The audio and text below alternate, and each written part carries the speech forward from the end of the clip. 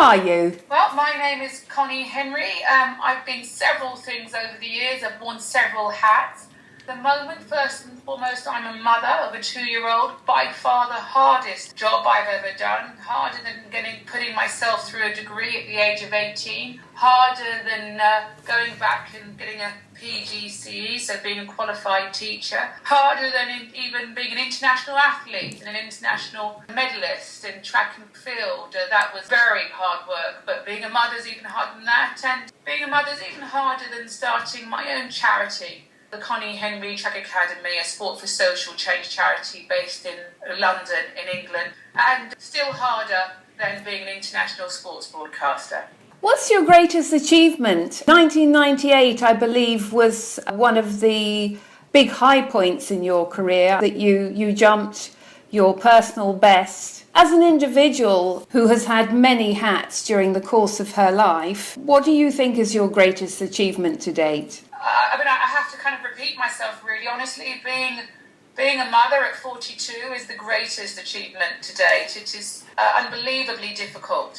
And although, honestly, being an international athlete is hard, with some of the demands that are made of you, both psychologically, physically, and emotionally, starting your own company from scratch and then watching it grow to 20 staff when so many people told you it could never work, you could never have that type of sport for social change company that would be successful. Being a female sports broadcaster, travelling around the world and often sitting in rooms and being the only woman, listening to briefings, etc. about the upcoming broadcast. Those things have been incredibly difficult, but nothing compares to physiological, psychological, emotional impact of looking after another human being and being responsible for that human being. So it might be a bog standard answer, but I have achieved a lot, but that by far is an ongoing huge achievement in my life. A boy or a girl? A boy. And what's his name? My son's name is Christian. And has he shown any athletic tendencies? Yeah, I'm pretty sure it's just chromosome based, in that if it's a football, he'll chase it, kick it, and cry over it if you take it away. That might just be a male thing, because I've certainly not particularly encouraged it. Certainly my husband thinks he's going to be the next Arsenal footballer. I will just settle for a healthy, well-adjusted, happy young man. At age 15, you walked out onto the Willesden track as an athlete. You became an athlete at age 15. Could you tell us about your path to that? Absolutely. I was in an incredible school. My school was at St James's Catholic High School in North London.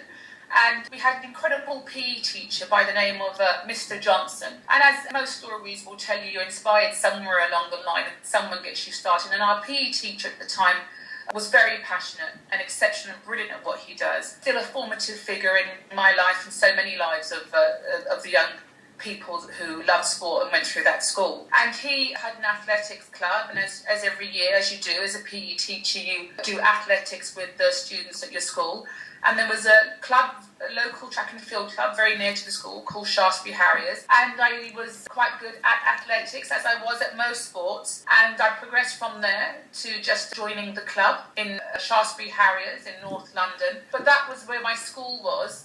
And my school was about 40 minutes bus ride from my home. And so inquiring as to a set-up nearer my home, I found something called Willesden Sports Centre, which was only about 15 minutes from my home. And at age 15, I walked into the track one day there and just said, to somebody, I wanted to be a track and field athlete. And that person at the time was a man called Dave Johnson, who was a former national coach at the time, and really that was the beginning of the story. Why athletics? It really was just something I was good at.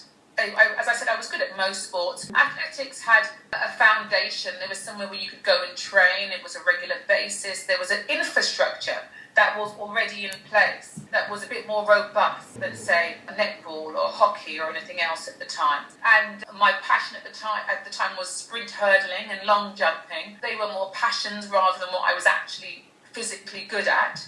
And so, athletics took control because the infrastructure was there. And then when I found this training group, I blended in just perfectly. And the mentoring began from my coach Dave Johnson and the older members of the squad, and it became family.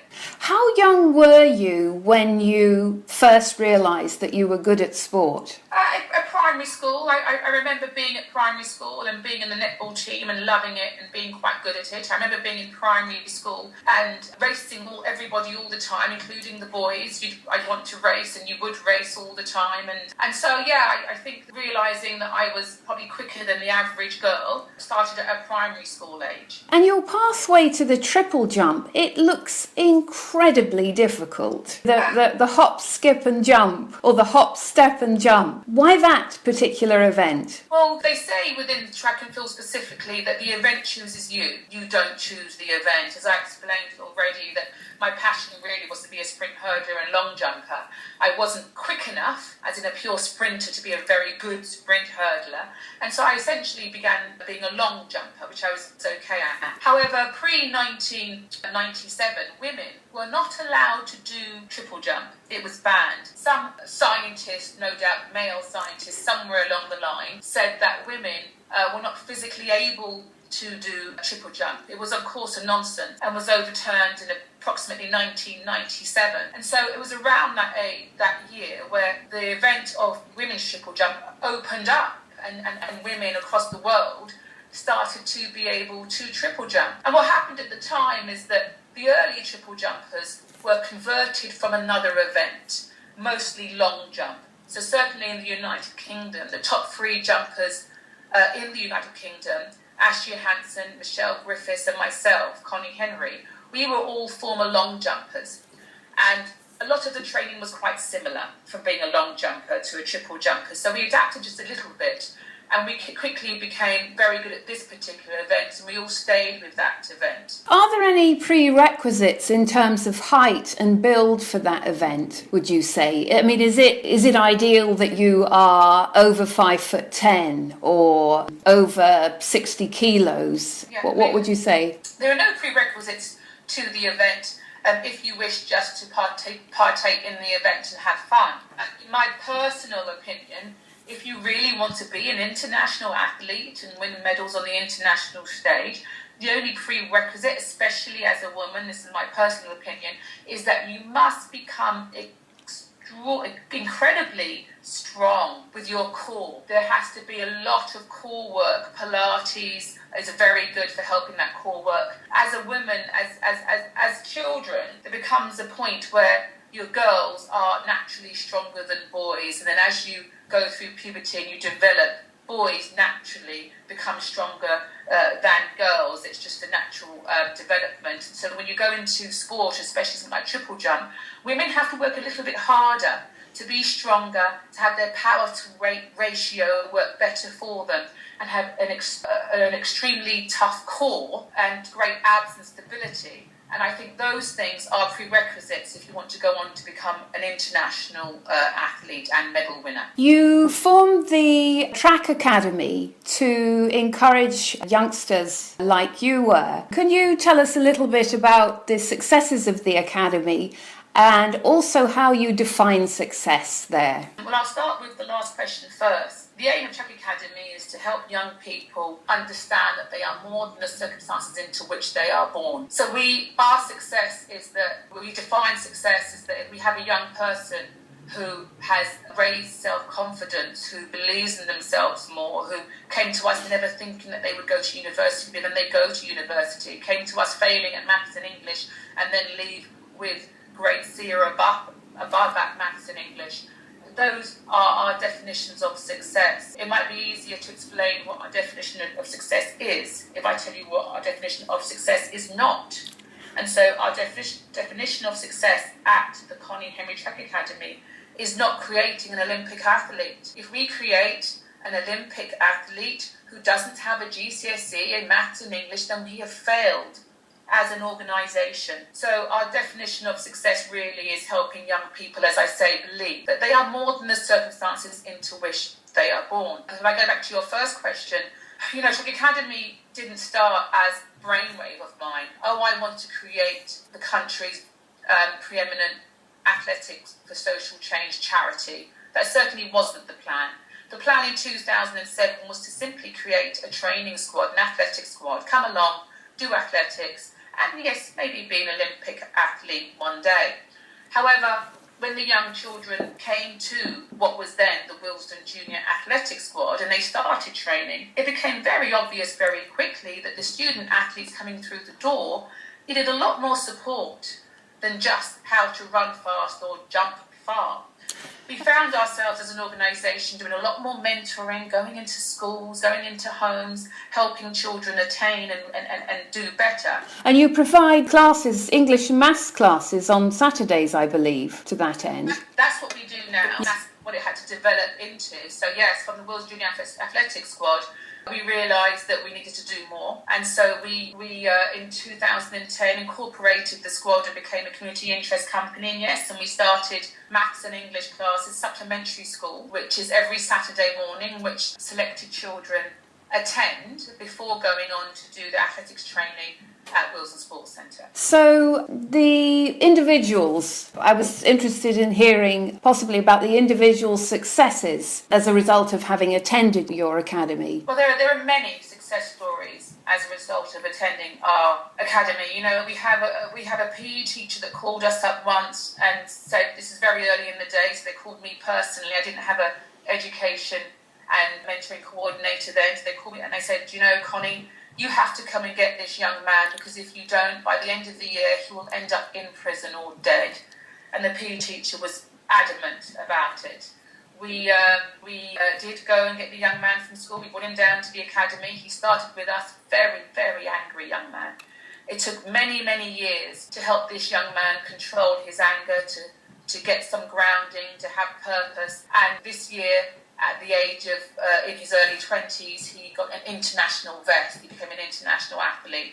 And from 16, 17-year-old on the verge of abyss, for want of a better definition, to being a grounded young man who's mentoring, who's come full circle and does peer mentoring for a Czech Academy and an international athlete. Those types of stories, there are many of them, are what we are very proud of at Czech Academy. The Track Academy is based in the very place where you started off, I believe, in Willesden. Do you have any plans of running this out across the country or even further? Because the concept seems an extremely powerful one. Connie Henry Track Academy does have a powerful concept and it is proven to work, but it comes at a financial cost. You know, there's a large budget that goes with Connie Henry Track Academy, and that budget predominantly helps staff run the academy. So to roll the academy out across the country, or indeed other countries across the world, is very possible. However, there has to be a company, an organisation or a charity that is able to put a large amount of funding behind the start-up costs of something like this, and obviously have that funding run for at least 2 or 3 years, so that the new version of Connie Henry Academy would be able to then become sustainable and reach out to other grant-giving bodies and help itself run. So it really is about the cost of setting up a new charity like Connie Henry Academy somewhere else, and then obviously there'd be an added cost of the learning, helping the new charity learn how to do what we do and do it well. Have you spoken to any sports organisations, commercial sports organisations, about the possibility of them helping you to do that? At the moment, we speak to sports organisations and other organisations about simply sustaining the current Connie Henry Academy. For us to actually, our main focus at the moment is not to expand our model anywhere, because we still need to actually solidify what we do now, consolidate what we do now. I think certainly maybe in 2 or 3 years, when we have consolidated what we do now and we have a contingency budget and those sorts of a contingency fund in place and those sorts of things, then yeah, absolutely we'd be able to speak to other people about replicating the Connie Henry Academy elsewhere. What are the objectives as far as the organisation in Willesden is concerned over the next 5 years? What do you want to achieve? Well, certainly the short-term goal is between now and next year is to raise Connie Henry Academy's profile to be a lot higher in the public consciousness and indeed in the media.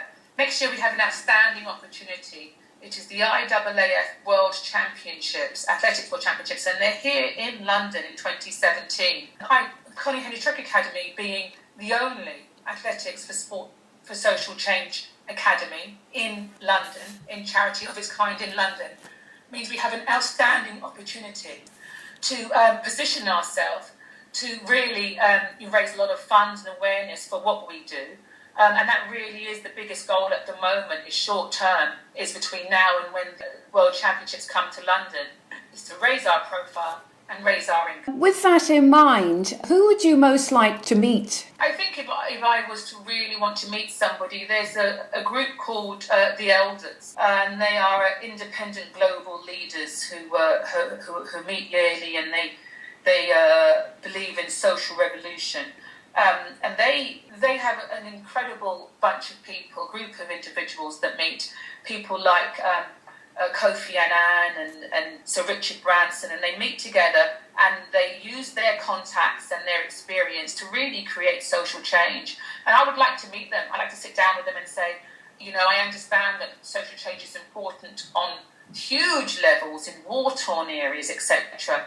But I would also like, their input and advice into how do we actually get social change in environments that may not be war-torn, like some of the areas of London, England, but actually we have an opportunity here to have young people make a choice to go from drug dealers to social leaders, and that change is really powerful as well.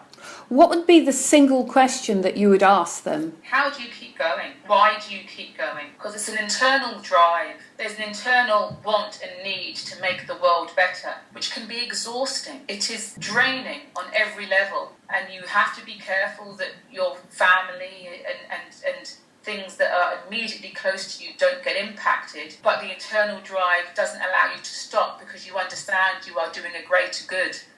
And how do you keep going? How do you balance it all? Are you political? No, not really. My main... I follow politics, obviously, and I'm interested in politics, obviously.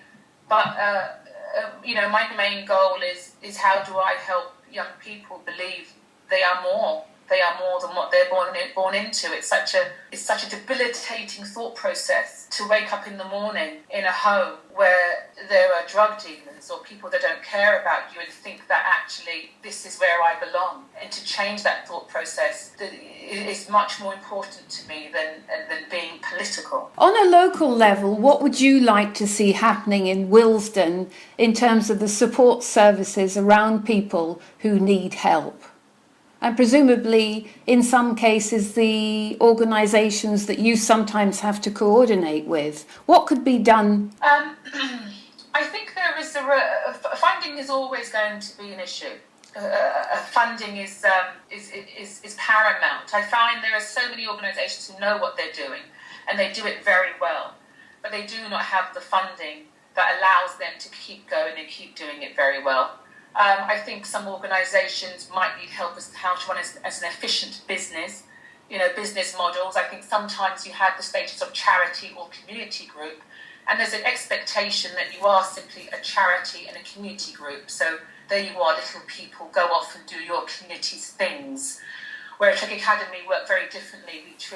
We work as a functioning company, and we make sure that everything is in place as a functioning company, down to budgets and business plans and accounts. And I think sometimes that the lack of knowledge to be able to run as a very successful company is restricting on organisations to then be able to go and apply for bigger pots of money. What do you attribute the success of Britain in the Olympics to? Funding. There's somewhere along the line, around 2008, just before 2008, there was a plan in place that was going to help Great Britain shine at the 2012 Olympic Games.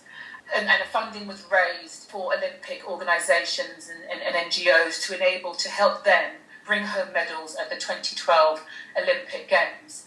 The lesson in Rio taught us that actually an 8-year plan or a 4 to 6 year, 8-year plan is not enough. The success at the Rio 2016 Olympic Games for Great Britain is a direct result of plans that were put into place almost 8 years ago.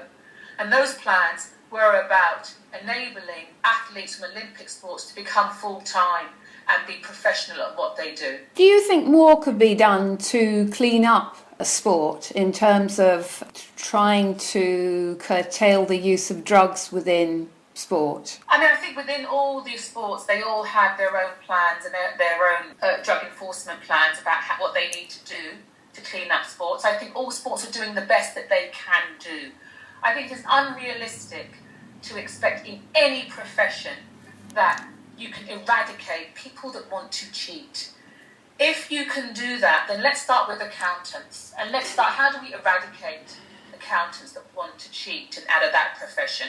Let's start with lawyers. Let's start with journalists. Let's start with any profession and let's find out how we eradicate out of those professions people that want to cheat.